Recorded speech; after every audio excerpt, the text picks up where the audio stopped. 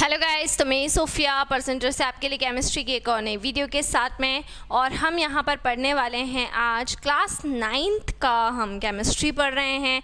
उसमें हमारा second chapter चल रहा है। कल हमने बहुत सारे इम्पॉर्टेंट टॉपिक्स को इस पर्टिकुलर चैप्टर में डिस्कस किया था, और आज हम उसके आगे के कुछ और टॉपिक्स को यहाँ पर डिस्कस करने वाले हैं। सो हमारा चैप्टर नंबर 2 है क्या?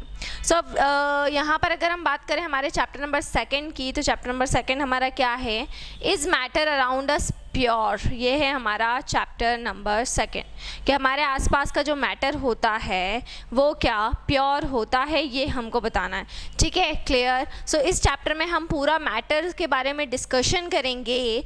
इसके पहले वाले चैप्टर में भी हमने मैटर के ऊपर ही डिस्कस किया था, लेकिन वहाँ पर हमने उसका पूरा फिजिकल क्लासिफिकेशन पढ़ा था, और यहाँ पर जो हम पूरा पढ़ रहे हैं वो हम पढ़ रहे हैं इसका केमिकल क्लासिफिकेशन।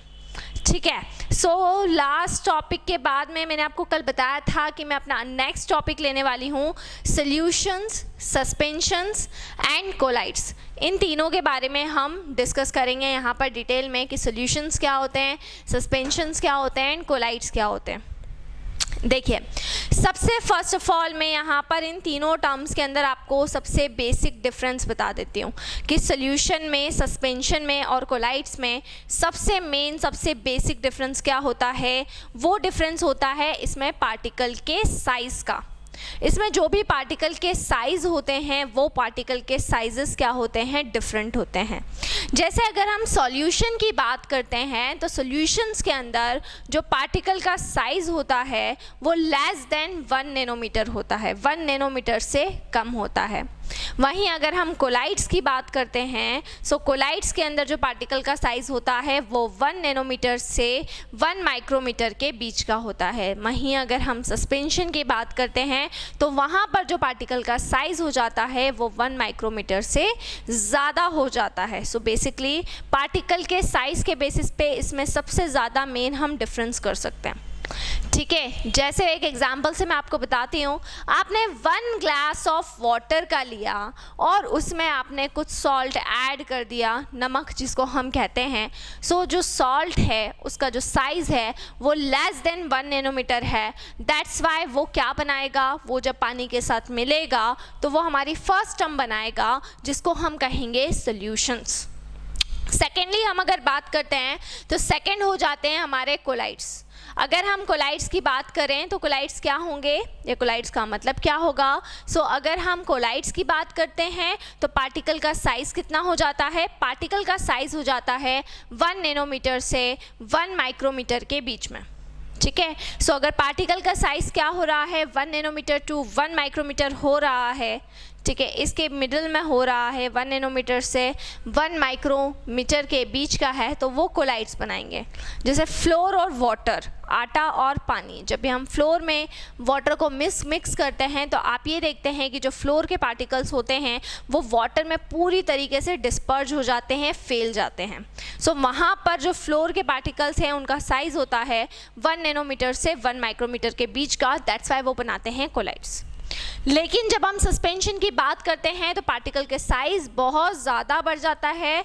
वो पार्टिकल का साइज़ हो जाता है 1 माइक्रोमीटर से भी ज़्यादा, और जब 1 माइक्रोमीटर से भी ज़्यादा पार्टिकल का साइज़ हो जाएगा सो उस केस में वहाँ पर क्या बनेगा? सस्पेंशन बनेगा। सस्पेंशन का मतलब होता है बॉटम में आके सस्पेंडेड हो जाना। जैसे सॉइल और वाटर, जब भी आप मिट्टी को पानी के अंदर मिलाओगे तो वो मिट्टी क्या करती है? वो मिट्टी बॉटम में आके कलेक्ट हो जाती है, क्योंकि वो क्या है? वो एक तरह का सस्पेंशन है। तो यहाँ पर हमने 3 टर्म्स को डिस्कस किया। First of all solution, second of all colloids and third one is suspensions. अब 1 बाय 1 करके हम एक एक को डिटेल में पढ़ने वाले हैं। ये तो मैंने आपको मेन डिफरेंस बताया कि इन तीनों में मेन डिफरेंस क्या होता है, लेकिन अगर हम इसको 1 बाय 1 करके पढ़ें तो हम इसको किस तरीके से पढ़ सकते हैं वो हम यहाँ पर देख लेते हैं। सबसे फर्स्ट ऑफ ऑल हम बात कर रहे हैं यहाँ पर सॉल्यूशन की। ठीक है, क्लियर। तो सोल्यूशन के बारे में हम डिस्कस करेंगे। देखिए, सोल्यूशन एक होमोजीनियस मिक्सचर होता है। सबसे पहले तो मैं आपको बता दूं, सोल्यूशंस जो टर्म्स रहेंगी, सोल्यूशंस टर्म्स सभी कैसे मिक्सचर होते हैं, होमोजीनियस मिक्सचर इनको बोला जाता है। अब सोल्यूशंस दो चीज़ों से मिलके बनता है, ये मैं आपको 11th-12th में बता चुकी हूँ, सॉल्यूट और सॉल्वेंट। ठीक है, 9th वालों को डेफिनेशंस आती हैं सॉल्यूट और सॉल्वेंट की, ठीक है ना। तो सॉल्यूट को हम कैसे डिफाइन करते हैं वो हम यहाँ पर देख लेते हैं। The substance which is dissolve, the substance which is dissolve to make a solution, to make a solutions is called solute। ठीक है, वो सब्सटेंस जिसको हम डिज़ोल्व करते हैं सॉल्यूशन को बनाने के लिए, ठीक है, उसको हम क्या बोलते हैं, सोल्यूट कहते हैं। लाइक शुगर, ठीक है, सॉल्ट एक्सेट्रा। ठीक है, तो वो सब्सटेंस जो सॉल्यूशन को बनाने के लिए डिज़ोल्व होता है, जैसे पानी के अंदर अगर नमक मिला रहे हो तो नमक सॉल्ट क्या हो जाएगा, सॉल्यूट हो जाएगा, और वाटर हो जाएगा सॉल्वेंट। तो the substance which is dissolve to make a solution is called solute. ठीक है, लाइक शुगर, सॉल्ट एक्सेट्रा। ठीक है, क्लियर, इसको आप ले सकते हैं। आगे हम बढ़ते हैं, सॉल्यूट के बाद में बात करते हैं हम solubility of a solute. Important term है ये, solubility of a solute। ठीक है, सो solubility of a solute क्या होगा, solubility का मतलब क्या होता है, solubility का मतलब होता है घुलना। ठीक है, क्लियर। अब solubility of the solute किसको हम बोलते हैं, ठीक है, the maximum amount of a solute, solute की वो मैक्सिमम अमाउंट जिसको हम 100 ग्राम ऑफ सॉल्वेंट में डिज़ोल्व कर रहे हैं। 100 ग्राम ऑफ सॉल्वेंट हमने लिया है और उसमें सॉल्यूट की मैक्सिमम अमाउंट जिसको हम उसमें क्या कर रहे हैं, डिज़ोल्व कर रहे हैं एक अनसैचुरेटेड सॉल्यूशन बनाने के लिए। एक अनसैचुरेटेड सॉल्यूशन बनाने के लिए 100 ग्राम हमने वाटर लिया है और उस 100 ग्राम वाटर में हम इतना सॉल्यूट ऐड कर रहे हैं कि वो एक अनसैचुरेटेड सॉल्यूशन बन जाए। इस टर्म को हम कहते हैं basically solubility of a solute. ठीक है, तो यहाँ पर आप डेफिनेशन लिख सकते हैं, the maximum amount of solute, the maximum amount of solute which can be dissolved in, which can be dissolved in 100 gram of solvent, 100 gram of solvent to form a saturated solution, to form a saturated, मैंने unsaturated बोल दिया, saturated solution। ठीक है, अब question is that कि what is saturated and what is unsaturated. ठीक है, saturated solution क्या होता है, मतलब जब तक सैचुरेटेड का मतलब ये होगा तब तक वो सॉल्यूशन सैचुरेटेड होगा जब तक आप उसके अंदर सॉल्यूट को नॉर्मल टेम्परेचर पर सॉल्यूट को ऐड कर रहे हो और उस सॉल्यूशन में क्या हो रहा है, सॉल्यूट डिज़ोल्व हो रहा है। मतलब जितना ज़्यादा आप उसको डिज़ोल्व करते जा रहे हो और वो डिज़ोल्व हो रहा है, जिस लिमिट तक वो डिज़ोल्व होगा उस सॉल्यूशन को हम क्या बोलेंगे, सैचुरेटेड सॉल्यूशन विदाउट टेम्परेचर। हम कोई टेम्परेचर नहीं दे रहे, हम नॉर्मल टेम्परेचर पर सॉल्यूट को सॉल्वेंट में ऐड कर रहे हैं एंड सॉल्यूट ऐड हो रहा है, सॉल्यूट डिज़ोल्व हो रहा है। जहाँ तक वो डिज़ोल्व हो रहा है वो कहलाएगी सॉल्युबिलिटी ऑफ अ सॉल्यूट। ठीक है, क्लियर। तो ये हो गया सॉल्युबिलिटी ऑफ अ सॉल्यूट। और इसको हम कैसे निकालते हैं, इस फॉर्मूले से। ठीक है, solubility is equals to mass of solute, ठीक है, नीचे आ जाएगा mass of solvent, mass of solvent into 100। इससे हम सॉल्युबिलिटी पता कर सकते हैं। ठीक है, जो भी सॉल्यूट का मास है वो आप रख दें, जो भी सॉल्वेंट का मास है वो आप रख दें और उसे 100 से क्या कर देंगे, 100 से आप मल्टीप्लाई कर देंगे। ठीक है, अब इसी के बेसिस पर सॉल्युबिलिटी के बेसिस पर, on the basis of solubility, वैसे तो सॉल्यूशन काफ़ी टाइप के होते हैं। जैसे अगर नॉर्मल सॉल्यूशन की बात करें तो सैचुरेटेड सॉल्यूशन होता है, अनसैचुरेटेड होता है, सुपर सैचुरेटेड होता है। फिर और कैटेगरी में अगर चले जाएं तो डाइल्यूट सॉल्यूशन होते हैं, कॉन्सेंट्रेटेड सॉल्यूशन होते हैं, ये सारे टाइप से। लेकिन अगर हम सॉल्युबिलिटी के बेसिस पे, सॉल्युबिलिटी के फैक्टर पे देखें तो मेनली हम इसको दो कैटेगरी में डिवाइड करते हैं। एक होता है हमारा सैचुरेटेड सॉल्यूशन और दूसरा होता है हमारा अनसैचुरेटेड सॉल्यूशन। ठीक है, क्लियर? तो देखिए सैचुरेटेड सॉल्यूशन को डिस्कस करते हैं। सबसे पहले मैंने पहले ही बता दिया सैचुरेटेड सॉल्यूशन क्या होगा।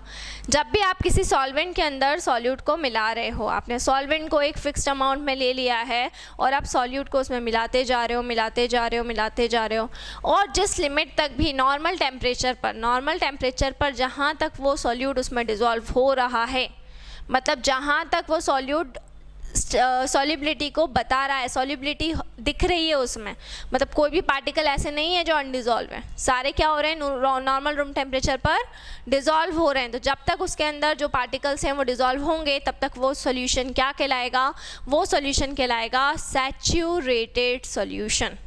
ठीक है, तो वो कहलाएगा आपका सैचुरेटेड सॉल्यूशन। तो सैचुरेटेड सॉल्यूशन को हम कैसे कहेंगे? ठीक है, it has maximum amount of the solute, it has maximum amount of the solute dissolve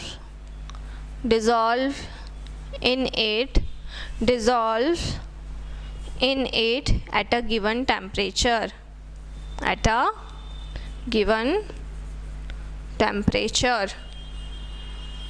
ठीक है ना? And no solute can be dissolve further, और उसके बाद में and no solute can be dissolve further, मतलब उसके बाद में आप और ज़्यादा, जब तक उसकी सॉल्युबिलिटी रहेगी तब तक आप उसके अंदर क्या कर सकते हैं, सॉल्यूट को डिज़ोल्व कर सकते हैं। उसके बाद में आप उसको डिज़ोल्व नहीं कर सकते। सेकंड हम यहाँ पर ले लेंगे unsaturated solution.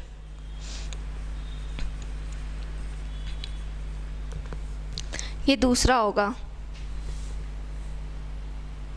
If the more amount of solute can be dissolve, if the more amount of solute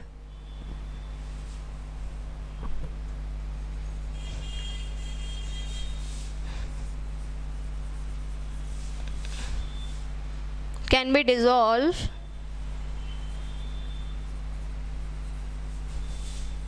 at given temperature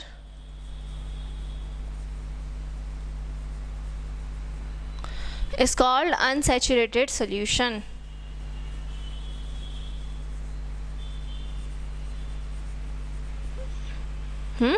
अब थोड़ा कन्फ्यूज़न हो रहा होगा व्हाट इज़ अनसैचुरेटेड। तो आपने देखिए नॉर्मल रूम टेम्परेचर पर सॉल्यूट को डिज़ोल्व किया।